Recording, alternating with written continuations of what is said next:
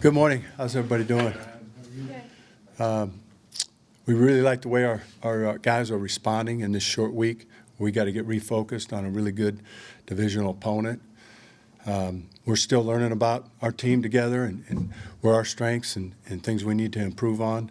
What I really liked in that game is our guys came back from a tough half, second half, made the adjustments. They were able to hold them scoreless and flip the field position a couple times with the block kick and with the interception. There's no question, our execution was off in the first half. Part of that was self-inflicted, us. We need to do better. And part was Philly's a really good team, and they played well, and they made it hard on us. So, we're on to Detroit, but we'd like to earn an opportunity to play those guys again. But there's a lot of games, a lot of ball before we get that opportunity, but that would be nice, and we'll learn from it. Kevin's done a great job of getting this team refocused in a real positive way, even keel, and I believe our players are taking to it, and he's very mindful of their recovery. That's important in these shorter weeks in the turnaround. Questions? And as you look at that first half, just what happened and how concerned are you about going forward after you look at that first half? Yeah, not concerned. Everything is something we can fix, as I mentioned. Certain times you'll see them make a play, a quarterback will get out, do something that's what he does. And then some other things we can fix. And, we always take a hard look at ourselves. How can we teach it better?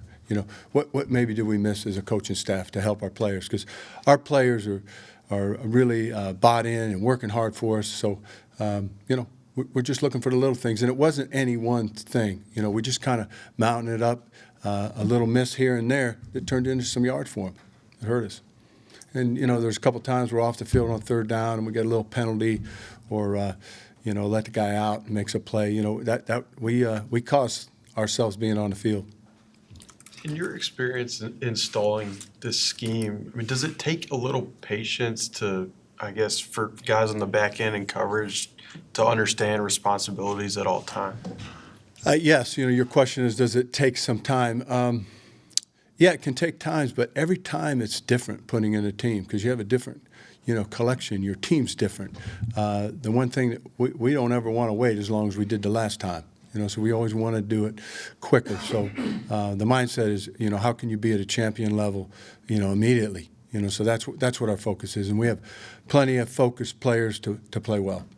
Ed, what's your take on how much the Lions have improved and your thoughts on the way Jared Goff seems to be getting more comfortable in his second Detroit season? Yeah. Well, they're putting up a lot of points, and when you look up and people are putting up, 35 points each week, that means they're operating and scoring. He's got a lot of good threats in the passing game all across the board. Excellent runners. They have a lot of good run schemes. This team is dedicated to the run. They're going to run the football, and if you don't do anything about it, you're going to be out there a while. So it's a pretty balanced team, and when you see balance, then you got to play well. Ed, during the broadcast, Troy Aikman was pretty direct in questioning the scheme that you started off the game in, particularly the shell. Yeah. And obviously that, his right, everyone's right. I'm just curious what your take or what your thought was in terms of, not what he said, but in terms of why that was the particular approach you took. Well, first of all, a lot of guys have opinions, man. If I listened to everyone. It really wasn't a total shell or not. That's just kind of an overused deal. We had plenty of guys to account for everybody. We just didn't play our assignments right, so I wouldn't read too much into that. In terms of if you had to do it over, that's the same sort of scheme you would use. Take the shell word out of it, but the approach you would take. Yeah, you take that word out of it. But, again, we want to execute better if we do it again. But anytime we have a setback, we view that as temporary. And first thing is, what are you going to learn? What if you had to plan the next day? What would you do differently? And that's how we looked at it. And then if there's some time that passes in between that, then we'll factor that into it. But I hope that answered your question. You mentioned the Lions' rushing attack, but what did they do what have they done, thus far this year that you see on tape that's so challenging? Yeah. They have a really good offensive line. And they like to impose their will and be physical with you. This team here has a diverse attack, so they have a real good mixture of zone schemes and what we call man schemes, where you'll see a lot of pullers, and they're dedicated to it. They stick with it. And they got a stable of backs. If you make a mistake, you're going to pay for it. They're going to challenge your fits all through the game. What do you make of St. Brown, receiver? Yeah, St. Brown, he's just a guy that they're going to go to when they need a play. You describe him as a football player. He's so instinctive. He has great suddenness, and he's reliable. So quarterbacks are going to lean on those guys.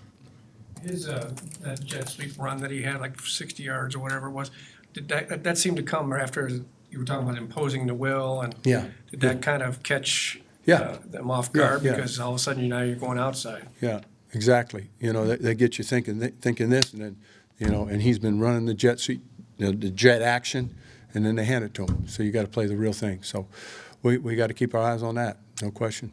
How do you evaluate Cam Dantzler's game? He had some nice tackles, nice plays, but it seemed like he may have been involved in a couple of those kind of coverage miscommunications. Yeah.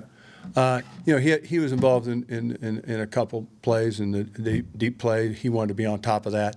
But he played hard, and he played tough in that game. You can't take anything away. And we'll make substitutions different than that. You may see a different young player in certain weeks that we just want to take a look at, because our young players are going to be in there no matter what. They have to play during the season. So he'd played plenty of plays, and we gave him a little rest there, but he'll be back in there ready to go this week. That 53-yard touchdown was a situation where Cam should have been farther back. Yeah, he misread, what was in front of him, and the correction's been made, and we trust him, and we know he'll do fine. What? If Harrison Smith can't go on Sunday, who would be next up at safety, Metellus or Scene? Yeah, both of them. Both will be in the mix. Those are things we don't know. That's days away. So we'll prepare, and you could see both of them. Either or. What? Where's Lewis seen in his development, just having missed a game, obviously, Yeah. and coming along for a rookie? Yeah. He asked, where's Lewis in his development? All rookies are always fighting to catch up. I don't care what's going on. And when you miss time, that compounds it. So, all rookies will be in a battle until they start next year. So we're always playing catch up, and it can be done. We have good teachers around them, but we can never rest because there's so much work to be done. This league presents so many challenges that are different every week. Unless you have experience, you can't relate and click into those modes as easily when you're a young player. What do you like about a Caleb Evans' skill set, just as a corner from what you've seen? Yeah, he's long. He's sudden. He's got a lot of sudden movement for a longer corner. And many times that's a challenge. And he's a focused, even kill player. Thanks, guys. Have a good day.